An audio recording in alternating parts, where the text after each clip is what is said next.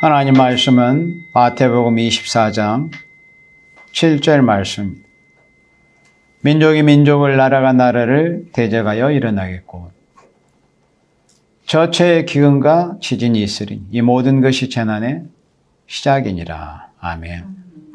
우리 예수님께서 마태복음 24장에서 세상 끝날 인간 종말에 되어질 일을 제자들에게 말씀해 주실 때 이러한 일이 있을 것을 경고해 주셨습니다. 민족이 민족을, 나라가 나라를 대적하여 일어나고 처처의 기근도 있고 또 지진도 있을 것이다. 그렇지만은 이것이 끝은 아니다.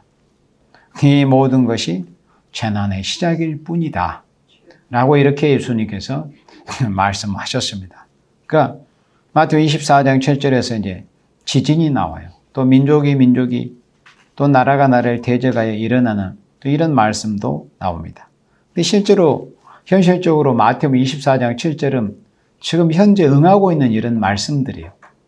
러시아가 우크라이나를 침공한 지 지금 만 1년 돼서 민족이 민족을 대적하여 싸우는 일도 지금 있고 나라가 나라를 대적하여 싸우는 일도 있고 또 처처의 기근도 있고 또 실제로 지난 2월 6일 날 터키에서 굉장한 규모의 그런 지진이 일어났습니다.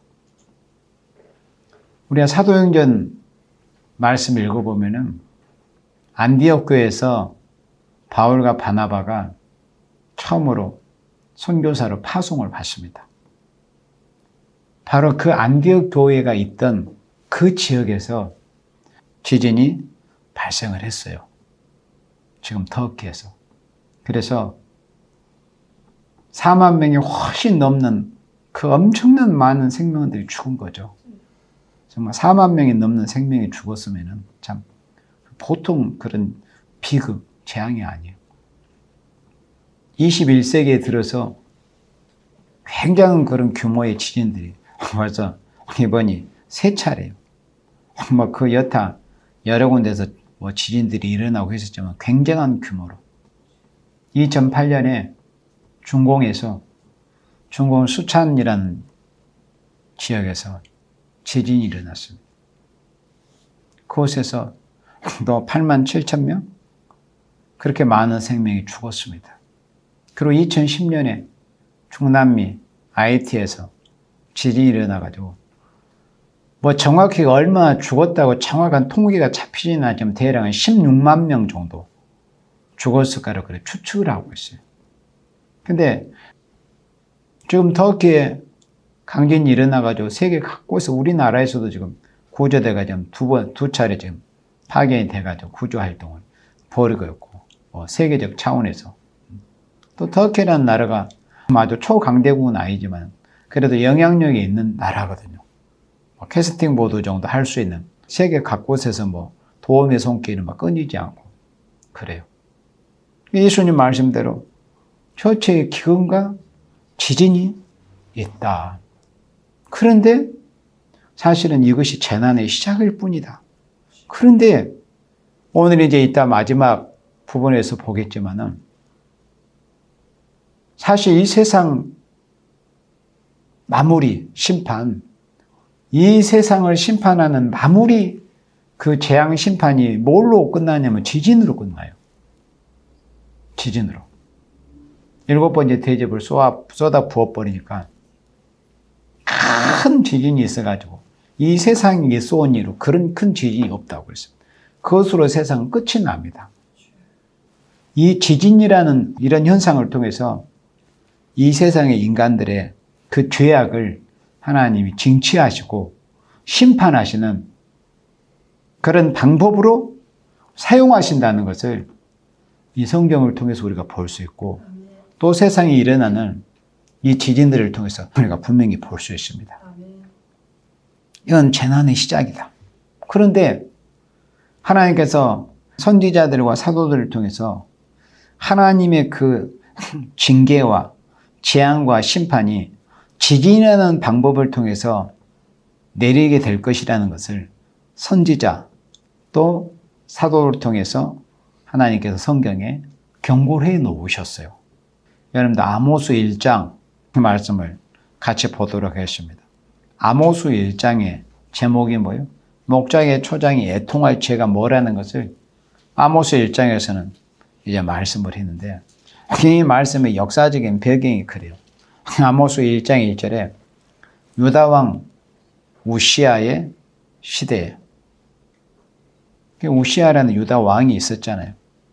곧 이스라엘 왕 여호아스 아들. 그러니까 남쪽 왕은 우시아였고 북쪽 이스라엘 왕은 여호아스 아들 여로보암. 여기서 여로보암은 북쪽 이스라엘의 초대 왕 여로보암이 아니고 두 번째 여로보암입니다.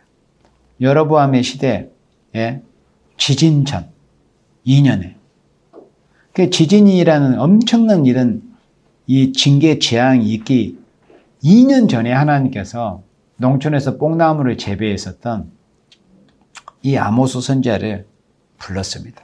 그래서 지진전 2년에 두고아는 이제 남쪽 유다 지경이에요.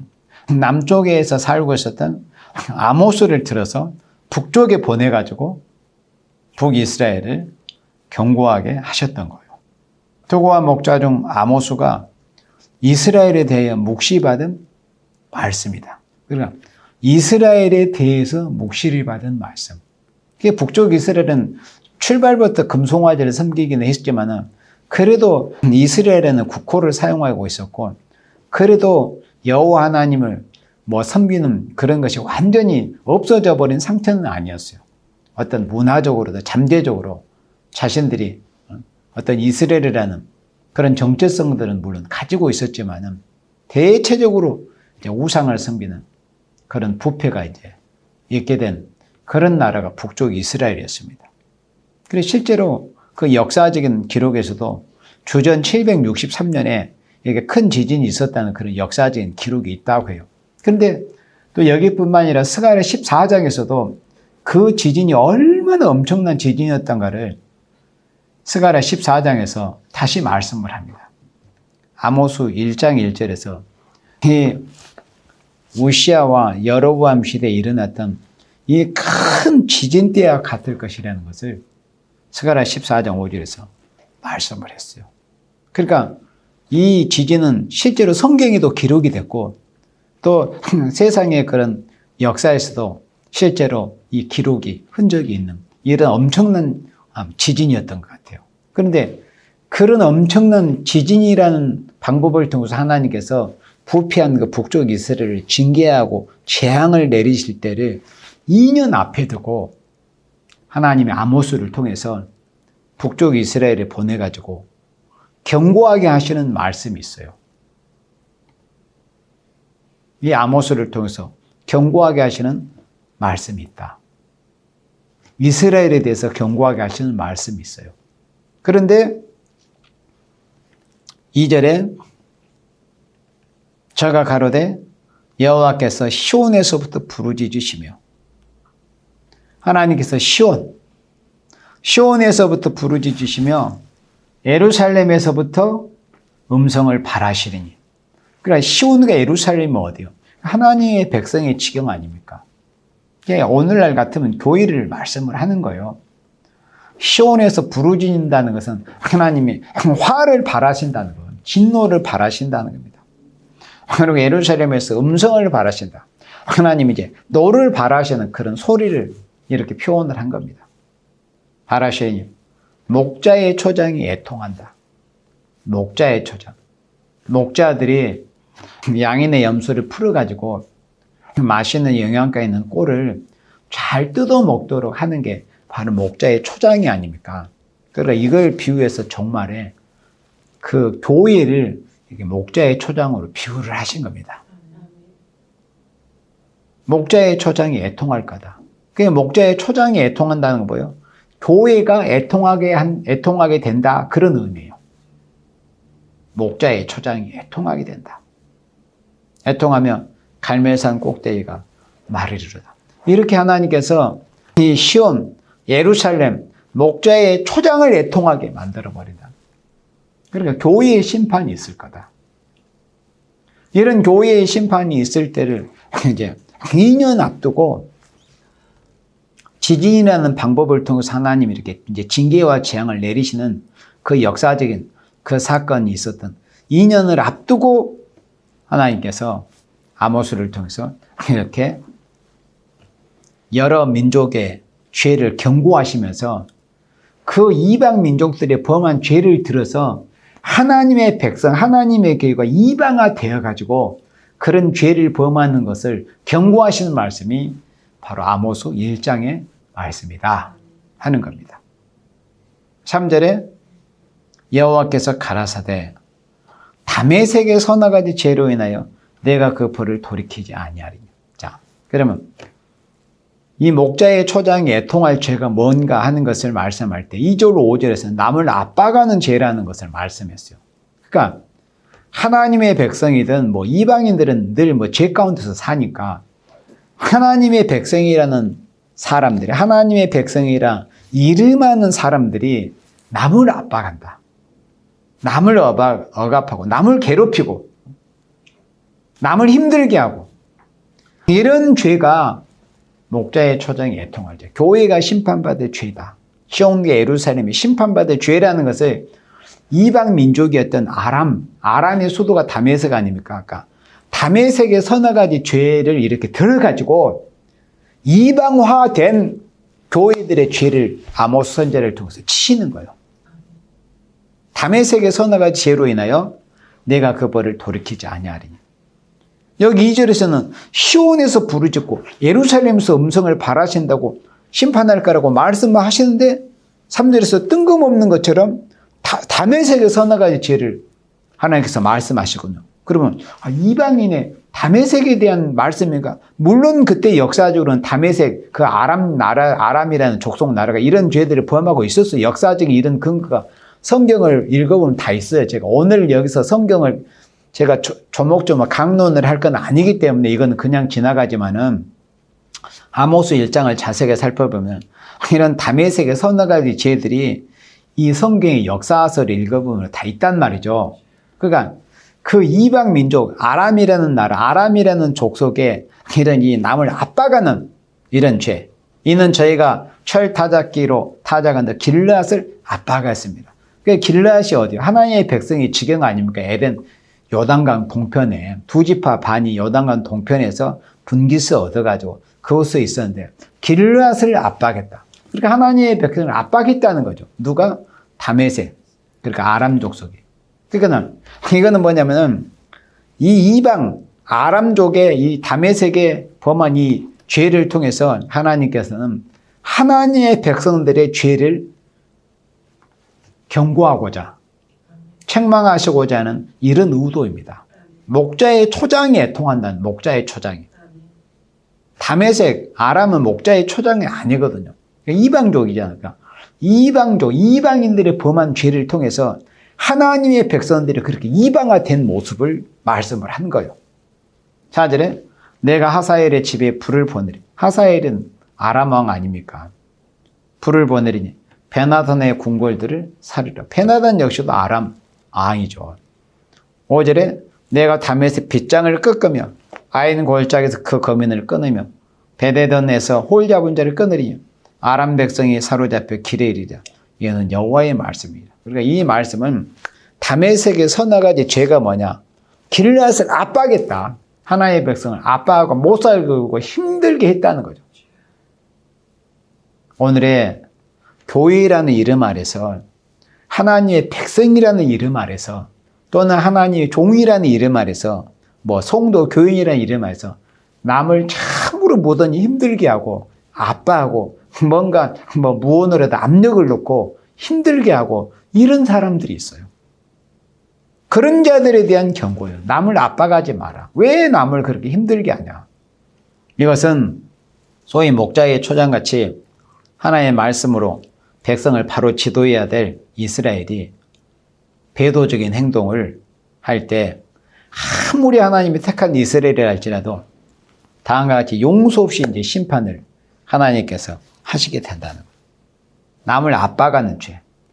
그러니까 이렇게 남을 압박하는 이런 죄를 범한 자들이 결국 애통을 당한다. 하나님의 백성이라는 이름 아래서 살면서 남을 힘들게 하고 남을 아파하고 남에게 무거운 짐을 지우고 남을 성가시게 하고 이런 자들에 대해서 하나님께서 심판을 경고하신 말씀이라는 겁니다. 이것이 바로 심판받을 행위라는 것을 이렇게 말씀을 한 겁니다.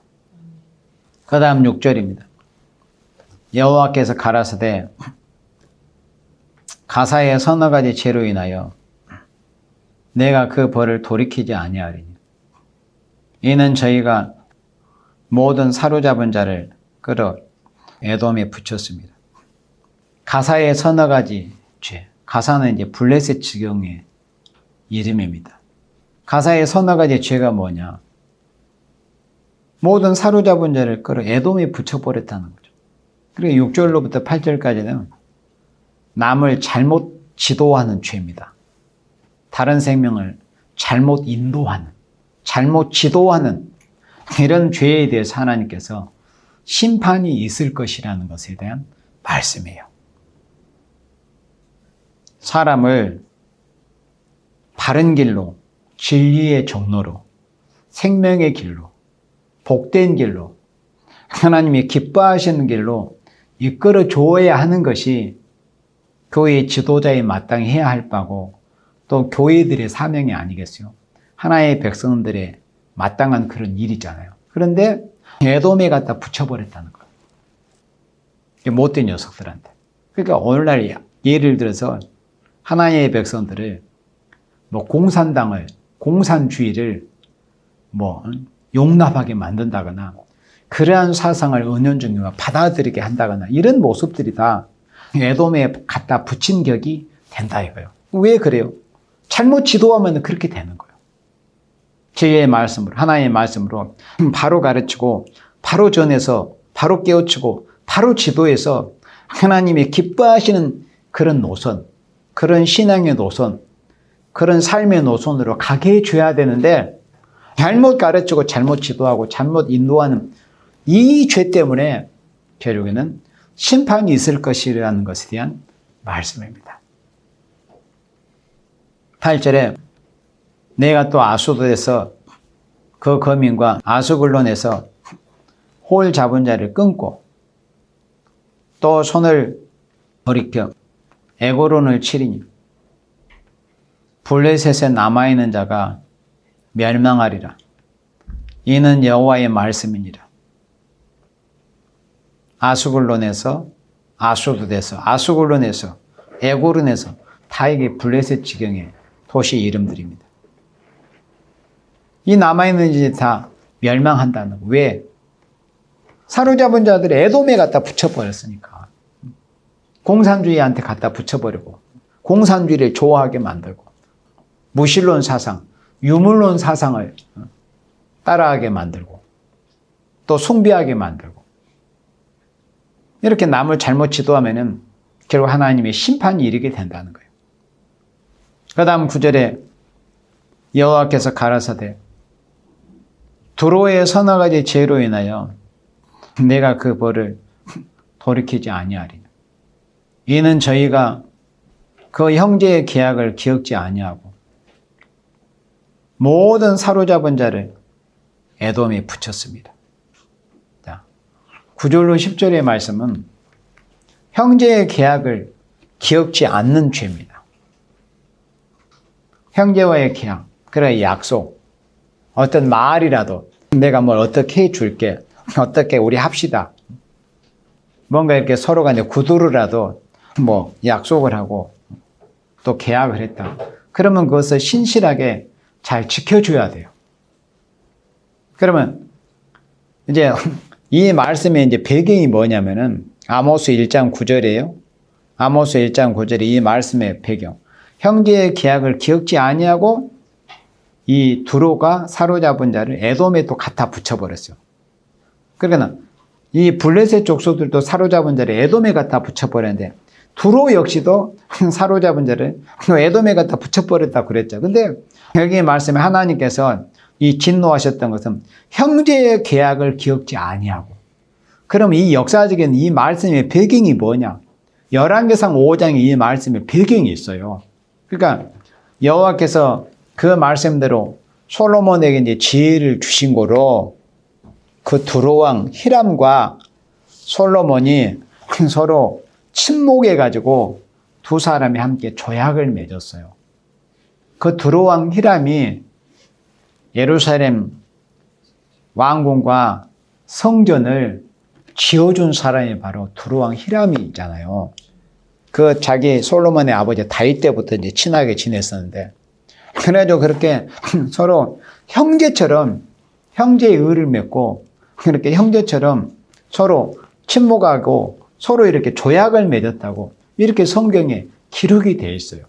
그런데 이제 시간이 지나가지고 이 두로가 그런 형제 간의 조약을 이제 깨트려 버리고 그 계약을 서로 친목하게 화목하게 지내자는 계약을 깨트려 버리고 여기 오늘 아모스 1장 9절 말씀대로 여호와께서 가라사대 두로의 선화가 된 죄로 인하여 내가 그 벌을 돌이키지 아니하리니 이는 저희가 그 형제의 계약을 기억지 아니하고. 그러니까 두로와 솔로몬이 조약을 했다고 열왕기상 5장에 기록이 됐어요. 그런데 그 계약을 기억하지 않고 모든 사로잡은 일 또 여기도 에돔에 갖다 붙여버렸어요. 이 붉은 에돔이요.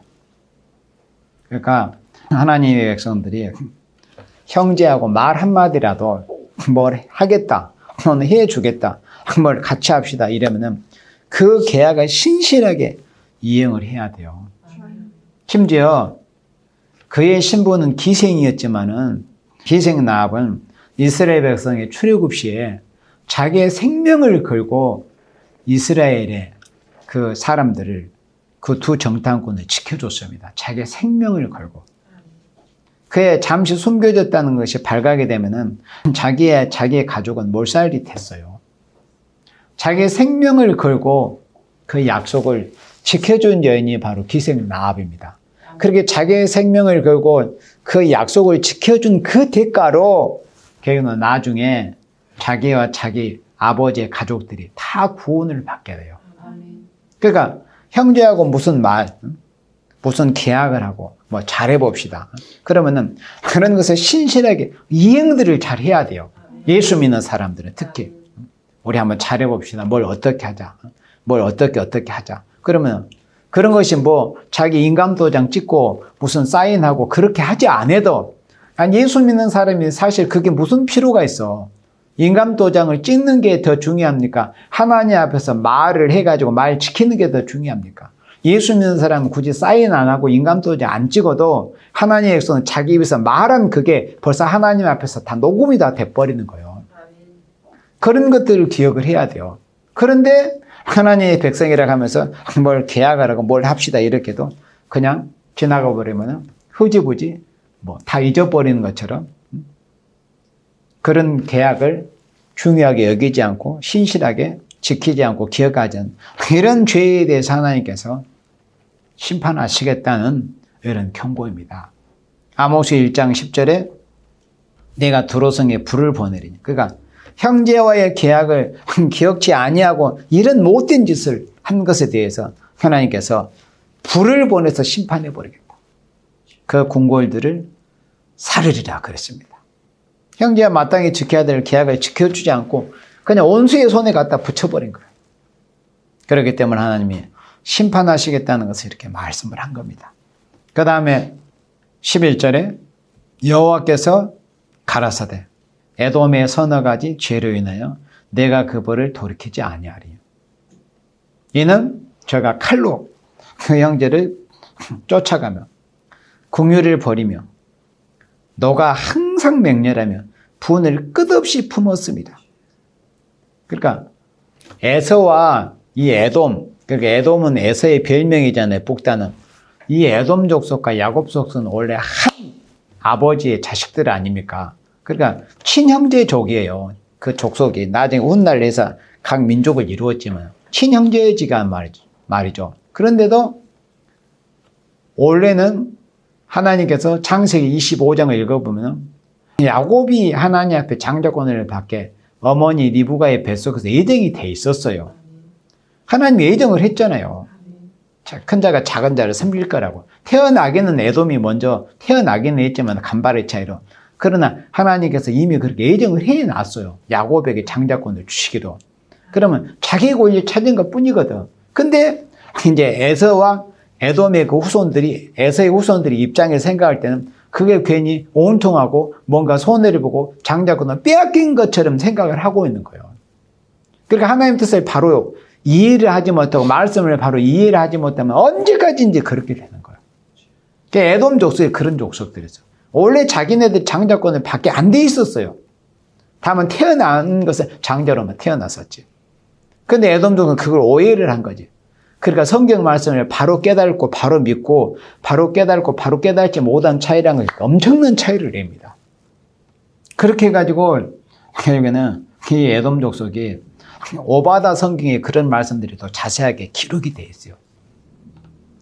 바벨론에 의해서 예루살렘이 함락을 당하고 멸망을 당하고 그 유다가 바벨론에게 유린을 당할 때 이 에돔 족속이 그 바벨론의 앞제비 노릇을 합니다.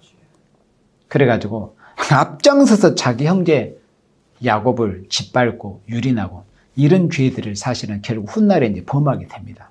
그 전에도 그랬고 이런 것에 대해서 하나님께서 아모스 선지자를 통해서 경고하게 하신 거죠. 분을 끝없이 품었습니다. 근데 성경 말씀에는 해가 지도록 그 분을 품고 있지 말라고 그랬어요.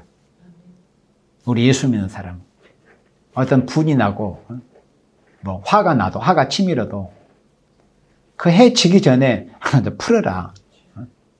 그 노를 품지 말라. 우리 하나님의 말씀에는 그래서 하루가 지나기까지 그 노를 계속 품지 말라고 하나님의 말씀을 했는데 이 보스의 에돔 족속은 하루 정도가 아니라 그냥 끝없이 그걸 품고 있는 거야. 그 형제를 용서하고 긍휼히 여기고 이렇게 하지 못하고. 그럼 이제 우리가 신약적으로 예수님 오시냐 왜 이제 예수 믿는다는 사람들이 그럴까요? 다른 게 아니라니까. 은혜를 못 받고 자기가 죄를 사함을 못 받았기 때문에 그러는 거예요. 간단합니다. 자기가 주님께 죄를 사함받으면 자기도 남의 죄를 용서를 해주게 되는 거예요. 자기가 죄를 사함받아 우리가 그렇게 늘 신앙 고백도 하고 주님이 가르치신 기도도 하잖아요. 우리가 우리의 죄를 사함받은 같이 우리도 다른 생명 형제자매의 죄를 용서하게 해달라고 그래 기도하잖아요. 네. 그런데 이 에돔 족속은 그냥 그 형제를 쫓아가며 긍휼을 버리고 너가 항상 맹렬해 분을 끝없이 그냥 품는 거예요. 해가 지도록 그 분을 품고 있지 말라고 하시는데도 끝없이 이런 자들이 바로 에돔 족속 같은 영적인 에돔이에요. 내가 대만에 불을 보내리니 보스라의 궁궐들을 살리랴. 대만이나 보스라는 그 에돔이라는 나라의 유력한 도시들입니다. 형제를 긍휼히 볼 줄 모르고 항상 분을 품고 무자비한 이런 일들을 하는 거예요. 이게 바로 에돔의 죄입니다. 이런 죄, 그러니까 하나님의 백성이라 이름한 자들이 이런 죄를 품고 있는 것으로 인해서 결국 하나님 앞에 심판을 받는다 하는 것을 말씀을 한 겁니다. 요한일서 3장 15절에서 그 형제를 미워하는 자마다 살인하는 자라고 그랬거든요. 살인하는 자마다 영생의 구속에 거하지 아니하는 것을 너희가 아는 바라. 그리고 형제를 미워하는 자, 그 형제를 미워하는 마음을 갖는 그 자체가 살인죄라는 거거든요. 근데 이렇게 에돔과 같은 영적으로 에돔 성향 이런 자들은 그냥 끊없이 형제를 미워하는 거예요, 그냥. 예. 그 분을 한없이 품고 있고. 그러나 그것으로 인해서 결국은 하나님 앞에 심판을 받게 된다. 그 다음 13절에 여호와께서 가라사대 암몬 자손의 서너 가지 지령을 내어 내가 그 벌을 돌이키지 아니하리. 얘는 저희가 자기 지경을 넓히고자 하여 길을 가서 아이벤 여인의 배를 갈랐습니다. 세상에 아이벤 여인의 배를 갈랐다. 얼마나 이게 무자비한 죄입니까? 천인공문을. 얘는 침략적인 죄를 범했다는 거예요. 아이벤 여인의 배를 갈라버렸어요. 그러므로 14절에 내가 나빠성에 불을 놓아 그 궁궐들을 사르되 전쟁의 날의 외침과 회리바람 날에 폭풍으로 할 것이며 저희의 왕은 그 방백들을 관계 사로잡혀가지고 그는 여호와의 말이니라. 이렇게 저희가 자기 지경을 넘기려고 무자비한 이런 짓을 했다는 거예요. 저희가 자기 지경을 넓히려고. 아모스 1장 13절에 저희가 자기 지경을 넓히고. 그러니까 이런 침략적인 죄. 그러니까 뭐 나라와 민족 간에도 다른 나라 땅, 뭐 예를 들어서 러시아 같은 저런 이 악의 제국이 우크라이나를 침공해서 그 땅을 이렇게 빼앗고 이런 강탈적인 침략적인 죄를 범하는 그런 어떤 육적인 어떤 정치적인 또는 뭐 땅을 빼앗으려고 이런 모습도 있고, 저희가 자기 지경을 넓히고자 지경만 넓히려고 하는 거예요. 이런 침략적인 죄를 범하는 것에 대해서 하나님이 심판이 있다는 겁니다. 아무리 하나님은 사랑의 신이시지만 이렇게 고의적으로 형제에게 사랑을 베풀지 않고 이런 행동을 하는 자는 용서 없이 벌을 받게 된다는 것을 아모스 1장에서 이렇게 말씀을 한 겁니다. 그래서 아모스 1장의 제목이 목자의 초장이 애통할 죄에 대해서 말씀했는데, 목자의 초장은 오늘의 교회를 말씀했다고 그랬어요. 초장. 그러니까 양과 염소들이 맛있는 꼴을 뜯어먹게 되는 교회가, 그러니까 목자의 초장, 교회가 애통할 죄가 뭐냐는 것을 말씀할 때 2절 5절에서 남을 압박하는 죄다. 형제 자매들 압박 좀 하지 마라. 왜 형제 자매들 힘들게 하고 고통스럽게 만들고 근심하게 만들고 괜히 그렇게 압력을 놓고 그러냐. 압박 좀 하지 마라. 그리고 남을 잘못 지도한 죄. 제발 한 생명이라도 바른 길로 좀 바른 신앙의 정도로 인도하려고 그렇게 좀 예를 써라. 잘못 지도하는 그런 죄를 범하려고 하지 말고. 그리고 형제와 계약을 좀 기억해가지고 뭘 하기로 했고 뭘 하기로 약속을 하든지 뭐 협의를 하든지 뭐 의논하는 그러면 그런 것을 잘 지키려고 좀 해라. 형제하고 계약을 기억지 않고 언제 그랬냐는 식으로 그냥 무책임하게 그렇게 하지 말고. 그리고 또 긍휼이 없는 죄. 11조로 12절에서 남을 불쌍히. 우리는 원래 지옥의 자식이었잖아요. 예수님 만나기 전에는. 그러잖아요. 하나님도 모르고 이 우상 섬기는 이방 죄인들이었어. 영원히 사망에 던져져야 돼. 근데 예수님이 나 때문에, 나 같은 죄인 때문에 십자가에서 대속의 피를 흘려서 죽어주셨단 말이에요. 그런 은혜를 입었어요. 그런 긍휼을 입었어 우리가. 그럼 내가 긍휼을 입었으니까 나도 다른 생명을 긍휼히 여기는 게 그게 마땅한 거거든요. 그건 뭐 잘한 것도 아니지. 내가 주님 앞에 살리심을 입었으면 내가 긍휼히 입었는데, 근데 다른 형제자매에게 긍휼이 없는 거야. 긍휼이 아주 무자비하고 이런 죄, 그리고 침략적인 죄. 어떻게든 남의 것을 뭐라도 좀 빼앗아 보려고, 남의 땅 빼앗으려고 그러고, 남의 집 빼앗으려고 그러고, 남의 돈 빼앗으려고 그러고, 남의 주머니에서 뭐라도 좀 빼앗으려고 그러고, 이런 침략적인 죄들 좀 범하지 마라. 그러므로 심판받는다. 그래서 이러한 죄들 때문에 아까 제가 처음 시작할 때 서두에서 이 세상 끝날의 마지막 심판은 지진으로 결말이 내릴 거라는 것에 대해서 말씀했죠. 우리 요한계시록 16장 17절 우리 찾아보도록 하겠습니다. 자, 이런 죄 때문에 교회이든 세상이든 하나님 앞에 이런 죄들을 범함으로 인해서 아모스 1장에서 말씀하신 이런 죄들을 범하는 죄 때문에 결국은 마지막 심판 때도 결국은 지진이라는 방법으로 이 세상을 완전히 끝장을 내버린다 하는 말씀이에요. 마태복음 24장에 우리가 아까 보았던 것처럼 재난의 시작에 불과하다. 정말 많은 사람들이 죽은 그 자체만 해도 얼마나 큰 비극입니까만은, 그러나 이제 이 세상 끝날의 심판은 4만 명 정도 죽는 정도가 아니라 인류 전멸의 심판이 앞으로 있다. 하나님 앞에 회개하고 합당한 열매를 맺고 보호받은 생명들을 제외한 모든 나머지들은 다 이 계시록 16장 여기 17절에 이 말씀대로 심판을 받게 된다. 17절로 20절에 이 말씀대로. 자, 계시록 16장 17절에 7주가 그 대접을 공기 가운데 쏟으면, 그러니까 7 대접을 가진 7 천사가 나와서 이제 순차적으로 땅에서부터 재앙을 쏟아붓기 시작을 하잖아요. 마지막 7번째 대접, 그 재앙을 가득히 담은 그 대접을 가진 그 7번째 천사가 그 대접을 공기 가운데 쏟아버려요. 그 공기 가운데 쏟아버리면 이제 여기서의 모든 것을 종합적으로 다 기록은 안 했지만은 그 공기 가운데 쏟아버린다는 게 대기권에 쏟아버리는 거 쏟아버린다는 건 말씀 아닙니까? 그러면 베드로서 3장에 보면 바로 그때 이 하늘이 불에 타서 떠나가 버린다고 그랬어요. 그리고 체질이 뜨거운 불이 막 녹아져 버려요. 이 지구의 표피가 다 흐물흐물 용암이 흘러서 막 이렇게 물처럼 흘러내리듯이 그 베드로서 3장의 말씀이 7번째 대접에 쏟아질 때 그런 일이 있는데 공기 가운데 쏟아질 때 큰 음성이 성전에서 보좌로부터 나서 가로되 되었다. 되었다는 것은 하나님의 심판이 완료됐다는 것을 의미를 하는 거예요. 7번째 대접을 마지막으로 해서 그리고 18절에 번개와 음성들과 내성이 있고 또 큰 지진이 있습니다. 마지막 큰 지진이 있어. 어찌 큰지 그 지진이 그러니까 아까도 제가 21세기에 들어서 2008년에 수찬에서 또 2010년에 IT에서 또 올해 2월 6일 날 터키 그 안디옥 교회가 있었던 바로 그곳에서 어마어마한 그런 강도 높은 지진이 있었다고 했죠. 그런데 그런 정도의 지진과는 비교할 수가 없어. 왜? 이거는 완전히 지구 표피를 완전히 뒤집어 엎어버려요. 이사 24장에 밭을 갈듯이 이 지구 표피를 다 뒤집어 엎어버려.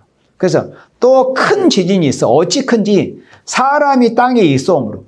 사람이 땅에 있어온 지가 대략 6,000년의 세월이 흘렀잖아요. 창세기 1장에서부터 이제 하나님의 사람을 지으신 때로부터 시작해서 그러니까 인류 6,000년 역사 사람이 이 땅에 있어온 이후로 오므로 이같이 큰 지진이 없었더라. 이 7번째 대접을 쏟아가지고 있게 하신 이 지진은 지금껏 없었던 그런 지진이에요. 뭐 이걸 강도를 뭐 몇이라고 표현을 할 수가 없는 거예요. 뭐 지금 뭐 강도 뭐 예를 들어서 강도 6.0만 넘어도 어마어마한 지진이거든요. 그런데 이 마지막 때의 지진은 땅이 있어 오므로 이 같은 큰 지진이 없다.